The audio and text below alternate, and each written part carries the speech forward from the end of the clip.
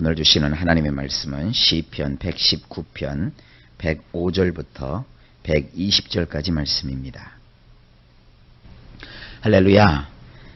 오늘 시편 119편 105절부터 120절까지 말씀, 이 말씀을 구분하면 105절부터 112절까지는 시브리 알파벳 눈이라는 글자에 해당하는 부분이고요. 그 다음에 113절부터 120절까지는 사맥이라는 단어에 해당하는 부분입니다. 자, 눈이라는 단어에 해당하는 그 부분을 보시겠습니다. 105절입니다. 당신의 말씀이야말로 내 발의 등이며 나의 가는 길에 빛입니다. 자, 컴컴한 밤이 되면 어떻습니까? 요즘이야 도시에서 사시는 분들은 밤중에 어두움을 그렇게 느끼지를 못하죠.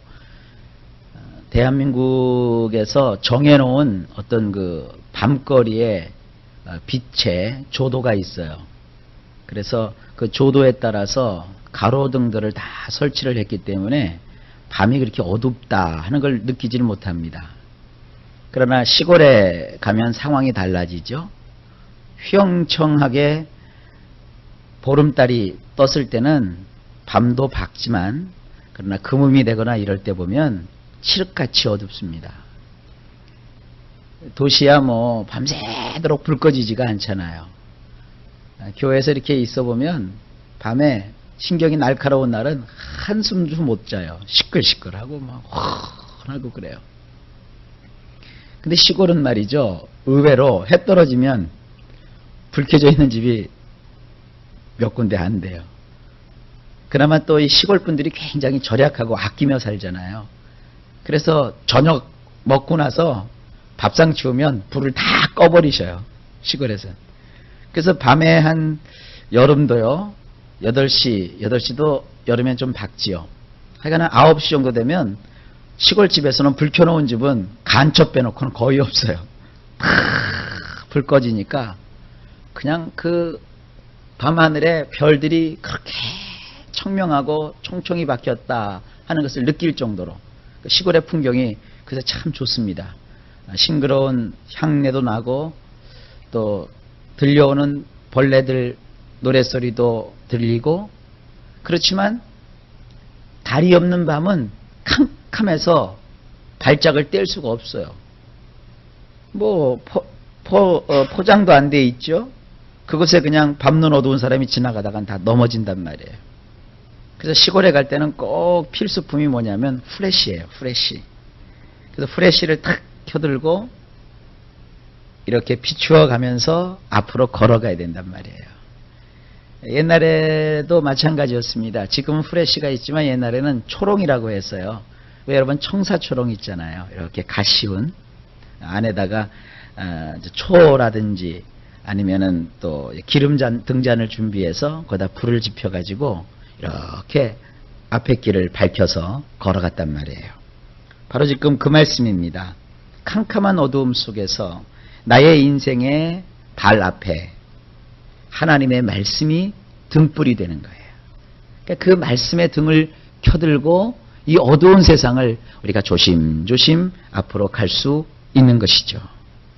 바로 그 등에서 비추어지는 빛이 내가 가는 길을 안내하듯이 당신의 말씀이야말로 내 발의 등이며 나의 가는 길에 빛입니다. 얼마나 놀라운 고백입니까? 여러분, 우리는 우리의 인생길을 전기불이나 프레쉬불이나 또 이런 청사초롱으로 밝힐 수가 없어요. 한치 앞의 일도 우리는 모르지 않습니까? 그래서 늘 이 하나님 말씀을 가지고 우리가 나아가는 거예요. 이런 두 사람이 있어요. 한 사람은 인생을 살다가 하나님의 말씀에서 이렇게 비추어 가지고 하나님의 말씀이 하라는 것은 하고 하지 말라는 것은 하지 않아요. 하나님이 가라는 데는 가고 가지 말라는 데는 안 가요. 이렇게 사는 사람이 있고요. 또 다른 한 사람은 말이죠. 하나님 왜 가지 말라고 그러세요? 난 여기가 좋은데. 하나님 항상 나를 지켜주시니까요. 내가 가고 싶은 대로 가게 해주세요. 가다가 넘어지지 않게 하시고 쓰러지지 않게 하시고 내 맘대로 갈 테니까 하나님 나를 따라오세요. 이렇게 하는 사람이 있어요. 여러분 절대 하나님이 여러분을 따라오시도록 하면 안 돼요. 하나님을 앞장 세우셔야 돼요. 아무리 그것이 좋은 일이 있다 할지라도요. 우리 예수 믿는 사람은 하나님 앞에서 기다릴 줄 알고 하나님의 인도를 바랄 줄 알아야 돼요. 그래야 하나님께서 모든 것을 아름답게 이루어 주시는 거예요. 조금 더디게 이루어지는 것 같고 조금 늦는 것 같더라도 여러분 하나님보다 앞서지 마시기를 주님의 이름으로 부탁합니다. 꼭 하나님 말씀을 붙들고 그 말씀의 교훈을 따라서 한 걸음 한 걸음 나아가시고요. 그렇게 신앙생활 하실 수 있기를 주의 이름으로 축복합니다. 106절입니다. 당신의 그 의로우신 샤파트를 따르기로 나는 맹세하였고 나는 확고히 하였나이다. 그렇죠. 이 샤파트라는 것은 하나님이 나를 다스려 주시는 거예요. 이 모양 저 모양으로 하나님이 나를 다스려 주시고 훈계하여 주시고 하나님이 나를 이끌어 주시는 거예요. 늘 얘기하지만 샤파트라고 하는 것은 정부로 따지면 입법, 사법, 행정부가 아주 공평하고 균등하고 정의롭게 나라를 다스리는 것을 뜻하는 거예요. 하나님은 나의 삶 속에 하나님의 법을 세우시고 하나님의 법대로 나를 인도하시고 하나님의 뜻대로 나를 이끌어 주십니다. 나는 그런 하나님의 의로우신 샤파트를 따르기로 맹세했대요. 맹세가 뭐예요? 약속보다 더 강한 것이죠. 여러분 상거래에서도요. 그냥 말로만 약속을 해도 그것은 계약이 성사가 돼요. 법적인 조력이 있어요. 그러나 말보다도 더 강력한 게 뭐예요? 사법소사에 가서 공증을 한다고요. 공증이라는 게 뭐 어려운 건 아니고요. 거기 사법소사 앞에서 서로 약속한 바를 주고받으면 사법소사가 그것을 거기다가 적어요. 그리고 나서는 사법소사 도장을 꽝 찍고 이쪽 사람 저쪽 사람 도장을 꽝 찍어서 약속한 것을 이 사람에도 나눠주고 저 사람에게도 나눠주고 사법소사가 하나 가지고 있단 말이에요. 그걸 공증이라고 그래요. 그 공증이라고 하는 것은 말이죠. 판사의 판결문과 같아요. 그래서 이 공증을 우습게 여기고 약속을 어기면 재판할 것도 없어요. 그건 그대로 집행이 되는 거예요. 아주 무시무시한 겁니다. 그래서 이 맹세라고 하는 것은 공증과 같은 거예요. 내가 하나님의 그 의로우신 샤파트를 따르기로 맹세했다는 거예요. 그래서 그것을 어떻게 했다? 확고하게 했다는 거예요. 나는 하나님의 말씀대로만 살겠다는 것이죠. 107절입니다. 나는 매우 엄청난 고난을 당하여 싸우니 여호와여 당신이 하신 말씀대로 나를 다시 살려 주소서. 하나님 말씀에 보면 하나님이 그러셨잖아요. 내가 너와 동행을 하기 시작했다. 나와 함께하면 나도 너와 함께 하겠다. 내가 불 가운데 지날지라도 불이 너를 사르지도 못할 것이요 내가 물 가운데 지날지라도 물이 너를 엄멀지도 못할 것이다. 하나님이 약속을 해주셨다고요. 지금 그 약속을 기억하는 거예요. 하나님 지금 나는 매우 엄청난 고난을 당했습니다. 그러니 하나님 당신이 하신 말씀대로 나를 다시 살려 주십시오. 이렇게 하나님 말씀으로 살아가는 사람의 가지는 담대함이고 담력이고 확신입니다. 여기서 하나님께서는 너는 세상 살면서 어려움은 하나도 없을 거다 그렇게 말씀하지 않으셔요. 어려움이 있어요. 또 문제가 발생할 수 있어요. 그러나 중요한 것은 어려움이 어려움으로 끝나질 않습니다. 오히려 그 어려움이 나의 간증이 되고 그 문제가 전화위복의 기회가 되게 하셔서 그 고난으로 인연하여 더욱더 나를 복되게 하시는 하나님의 축복의 역사가 있습니다. 그래서 예수 믿는 사람들은 아우 나에게 왜 이렇게 어려움이 생겨 그거 두려워하지 않아요. 아, 이 어려움을 통하여서 하나님이 나에게 더 큰 복을 주시려는 거구나.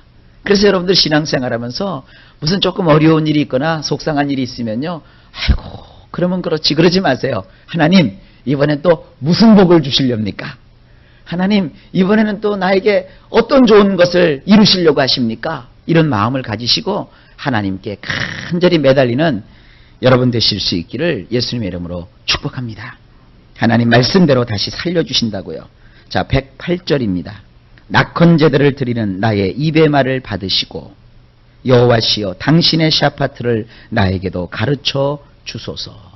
낙헌제를 드리는 나의 입이라고 그랬어요.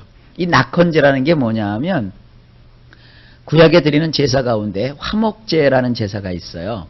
그 화목제 제사가 세 종류가 있는데 하나는 감사제, 하나는 서원제, 하나는 낙헌제가 있어요. 이 낙헌제라는 게 뭐냐면 한자로 하면은 즐길 낙자, 헌자는 드릴 헌자예요.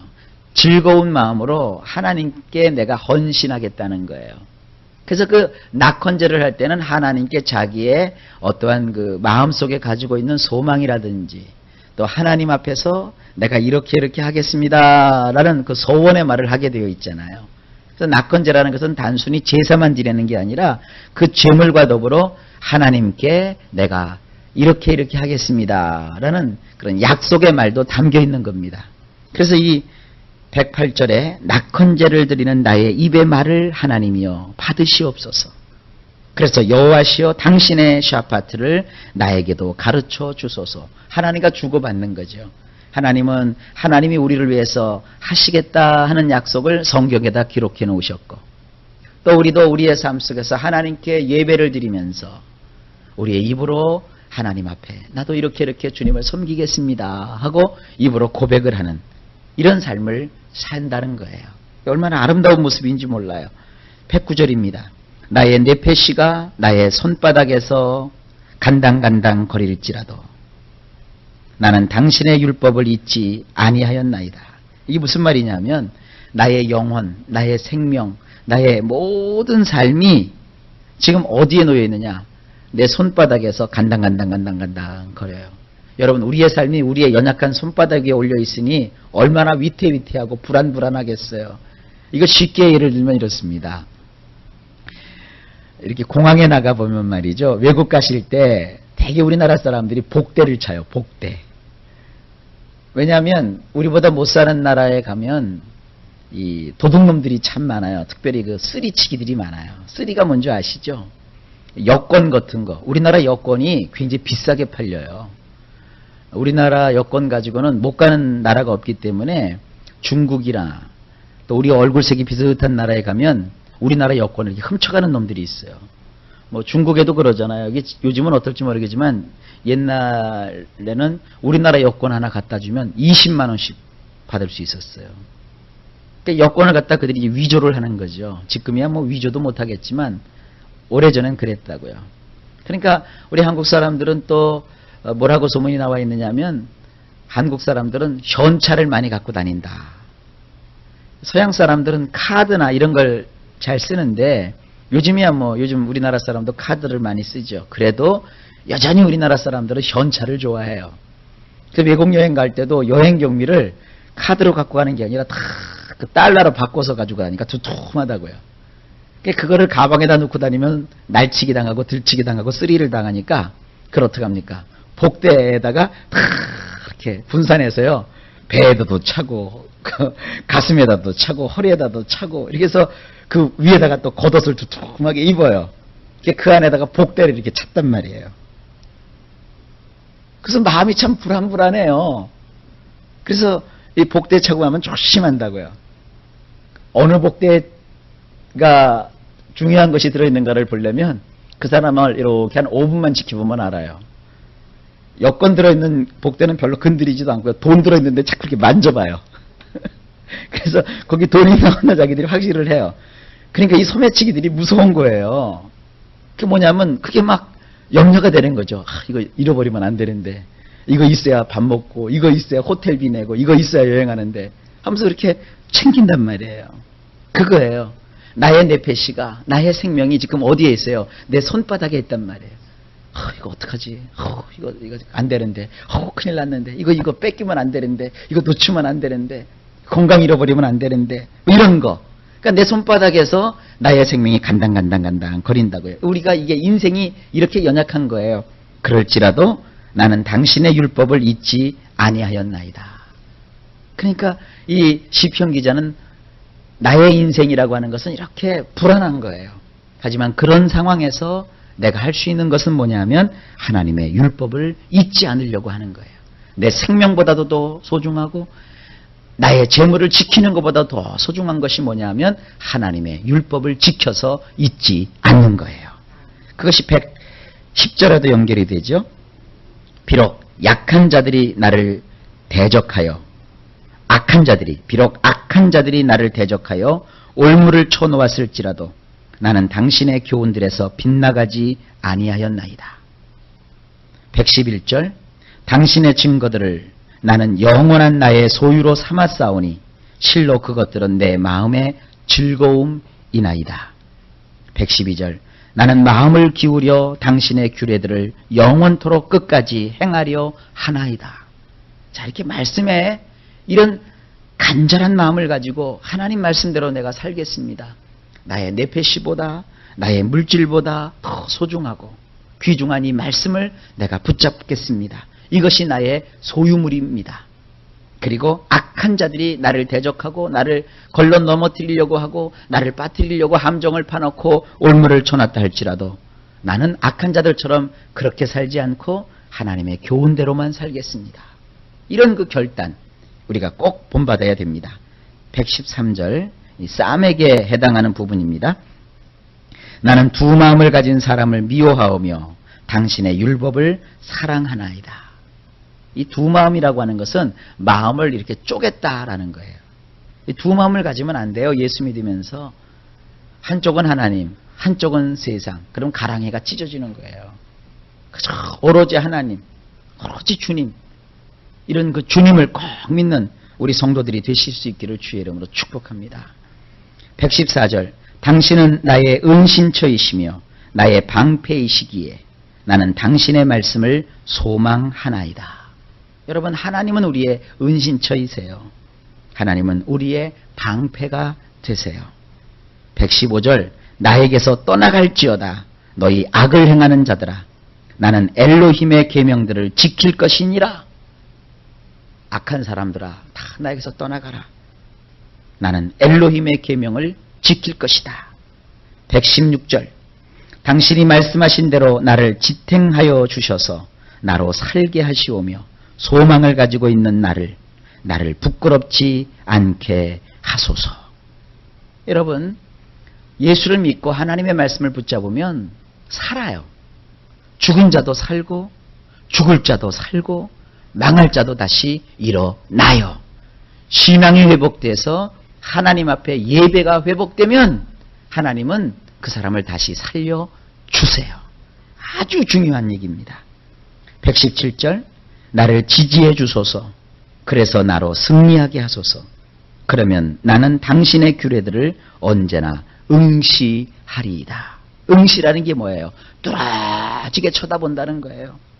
거기에서 시선을 놓치지 않는다는 거예요. 왜냐하면 하나님이 나를 지지해 주신다면. 여러분 세상 살면서 누가 여러분을 지지해 주고 계십니까? 누가 응원해 주냔 말이에요. 하나님이 우리를 응원해 주신대요. 그래서 나는 이 세상을 승리할 수 있다는 겁니다. 어떤 사람을 하나님은 지지해 주고 응원해 주십니까? 하나님의 규례들을 바라보고 그 규례들을 묵상하고 사모하는 자에게 하나님은 이러한 놀라운 축복을 주시는 겁니다.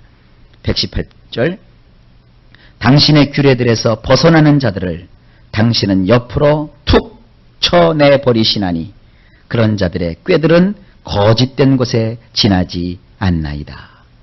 하나님 법대로 살지 않고 하나님 뜻대로 살지 않는 사람을 하나님은 결국 어떻게 하시느냐면 옆으로 툭 쳐내버리신다는 거예요. 뭐 그들과 싸워서 그렇게 할까까지도 없어요. 그냥 하나님이 그들을 툭 하고 쳐버리신다는 거예요. 그런 자들의 꾀들은 거짓된 것에 지나지 않습니다. 하나님을 안 믿으면서도 잘난 체는 하여간 얼마나 사람들이 많이 하는지 몰라요. 또 얼마나 세상 사람들이 꾀를 많이 내는지 몰라요. 심지어는 말이죠. 이렇게 인터넷에 들어가 보면 예수 안 믿는 사람들이 오히려 예수 믿는 사람들 보고 뭐라고 막 지적을 해요. 진짜 예수 믿는 사람들이 그러냐. 뭐 그러냐. 교회가 어째 그러느냐. 근데 그 사람들 자기 눈 속에 있는 들보는 못 보고 남의 눈 속에 있는 티끌만 봐서 그래요. 여러분 솔직히 한번 얘기해 봅시다. 예수 믿는 사람하고 예수 안 믿는 사람하고 똑같이 백지에다 올려놓고 한번 따져보세요. 누가 더 악해요? 그래도 예수 믿는 사람들이 선함이 있어요. 예수 믿는 사람들이 그래도 그 안에 하나님을 경외하기 때문에 선량하고 또 충성된 마음을 가지고 있어요. 누가 애국자입니까? 우리나라 국고가 뒤로 다 새어나가죠.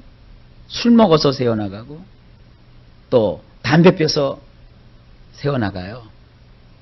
저는 뭐 담배에 대해서는 그렇게 뭐 일가견은 없지만 예전에 저희 아버지가 저기 외국에 가서 담배를 이렇게 원료를 수입하러 한번 나갔다 오셨어요. 70년대 그때가 초반이었어요. 그래도 우리나라 그 고급 담배 안에는 우리나라 순수한 농촌에서 재배하는 담배만 들어가는 게 아니에요. 우리나라 담배만 가지고 담배를 만들면 담배 맛이 안 난대요. 저희 아버지 말씀이. 그래서 국가에서 그때는 전매청이 공직자들이잖아요. 그래서 그리스 이런 유럽을 다니면서 고품질의 담배 원료를 수입을 했어요. 그래서 우리나라의 그 비싼 담배 안에는 그게 사실은 양담배에 들어가는 재료들이 많이 들어가는 거예요. 그리고 담배 수입해 오는데도 돈이 엄청나거든요. 그러니까 예수 믿는 사람들은 예수 믿으면 예수 믿고 담배 많이들 피나요? 피던 사람도 담배 끊잖아요. 술 마시던 사람도 어떻게 돼요? 예수 믿으면 술을 자꾸 끊잖아요. 예수 믿으면 고등학생들 된다니까요. 고등학교 가면은 학생들 담배 피는 애들 선생님 나타나면 담배불 감치고 술 먹던 애들 막 도망가고 그러듯이 예수 믿기 전에는 뭐 어른들이야 담배 피고 술 마시는 거 누가 뭐라고 하겠어요? 근데 자기들이 지레 이렇게 담배 피다가도 한 번은 길거리 지나가는데 어떤 성도님이 갑자기 팍 이래요. 난 그걸 갔더니 좀 지나니까 바지에서 연기가 무랑무랑 나더라고요. 아니 그냥 목사님 앞에서 목사님 죄송합니다. 다음부터 안 하겠습니다. 그러면 되는데 얼른 하고 바지에다 숨겼더라고요. 또 가끔 이렇게 밤거리를 지나가다 보면 성도들 중에서 여름 같은 데 보면 포장집 가서 이렇게 한 잔씩 걸치시는 분들이 있어요. 그럼 자기들끼리 보면 이게 웃고 마는데 목사님이다 그러면 뭐 그냥 어쩔 줄을 몰라요. 그러니까 예수 믿으면 적어도 술, 담배는 하면 안 된다 이런 걸 느끼시는 거예요. 그러니 여러분 예수 믿는 사람들이 술도 안 먹고 담배도 안 피게 되면 사실은 그런 면에서 애국하는 거죠. 그래도 우리 예수 믿는 사람들은요 그런 게 있어요. 근데 되게 예수 안 믿는 사람들이 교회를 향해서 비난하는 게 되게 뭐예요? 너희들 뭐 하나님을 믿는다고 하면서도 왜 삶이 그 모양이냐 그래요. 그러면 자기들 삶은 뭐 저 모양이에요? 생각을 해보세요. 예수 믿어도 그 모양인데 만약에 예수 안 믿었어 봐요. 예수 안 믿었으면 그 사람은 일냈어요.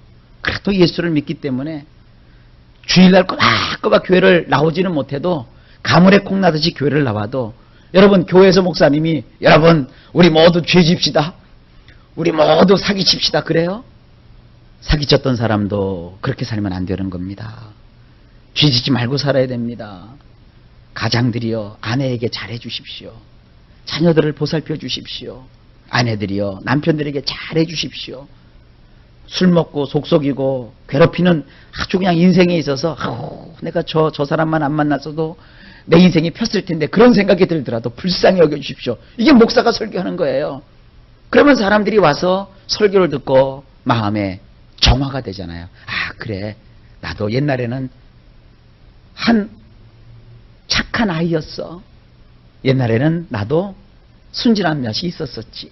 지금은 이렇게 버렸을지라도 이러면서 자기 자신을 어떻게 돼요? 이렇게 정화를 시킨다고요.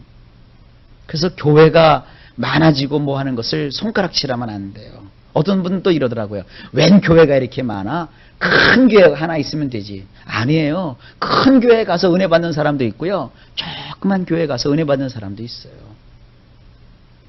또 이제 세상 사람들은 교회를 비난해요. 왜 교회는 세금을 안 내냐요? 누가 내지 말라고 누가 뭐 세금 안 내나요? 그러나 교회들이 세금 낼 형편이 안 되는 교회들이 더 많아요. 이 세상 사람들은 직장을 잃거나 세상 사람들은 직업이 없으면 국가에다 이렇게 신청을 하면요. 뭐 한 달에 100만 원인가 뭐 120만 원인가 나와요. 무슨 실업자 뭐 급여라고 그래서 나와요. 목사님들은 말이죠. 그런 게 안 돼요. 실제로 개척교회나 이런 데 목사님들 한 달 생활비 30만 원도 안 되는 분들도 많습니다, 여러분. 여러분들이 조금 생활에 여유가 있고 또 물질의 풍요로움이 있으면 특별히 이렇게 개척교회나 이런 데 있으면 그냥 여러분 그냥 지나치지 마세요. 그리고 혹시 내가 가게를 한다든지 또 나와 함께 하고 있는 사람들이 이렇게 뭐 사업을 한다든지 그럴 때 목사님들이나 이런 분들이 있으면 100원 받을 거 그냥 공짜로 드시고 10,000원 받아야 될 거 5,000원만 받고 그렇게 하시라고요. 사실 교회가 욕먹을 일이 별로 없어요. 아, 교회가 소리 난다고요. 아니, 사람이 모여서 소리를 지르면 소리가 나지요. 노래방보다는 안 나요. 이 세상의 사람들이, 이게 제가 굳이 기독교를 이렇게 변명하는 건 좀 그렇지만, 물론 잘못하는 게 많이 있죠. 그러나 세상 사람들에게 손가락질을 받을 정도로 교회가 그렇게 잘못하는가요? 그렇지 않습니다. 여러분, 세상 사람들의 말에 너무 귀를 기울이지 마세요. 세상 사람들은 자기들이 굉장히 잘났고 교회를 막 그렇게 정죄할 정도로 그들이 선할 것 같지만 그렇지는 않습니다.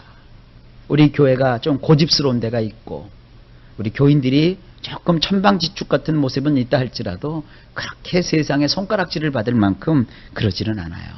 그러니까 세상 사람들의 그런 잔꾀나 그런 것들은 거짓된 것에 지나지 않아요. 119절 지구상에 있는 악한 자들을 당신께서 끊어내어 뒤로 던져버리시나니 나는 오로지 당신의 증거들을 사랑할 뿐입니다. 120절 나의 몸뚱아리는 당신에 대한 무서움으로 와들와들 떨며 당신의 샤파트를 나는 두려워하나이다. 적어도 우리는 누구를 무서워해요? 하나님을 무서워할 줄 안다고요. 하나님을 두려워할 줄 알아요. 못돼 먹은 자식도요. 천방지축이고 아나무인이고 윗사람도 못 알아보는 놈도요. 하나님을 믿게 되면 하나님 두려운 줄은 알아요. 그래서 하나님 뭐라고 그랬어요? 너 부모에게 그렇게 하면 벌 받아.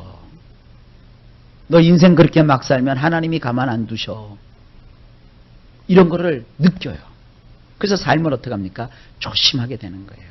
하여간 여러분 하나님 말씀은 두루두루 우리에게 큰 유익이 있습니다.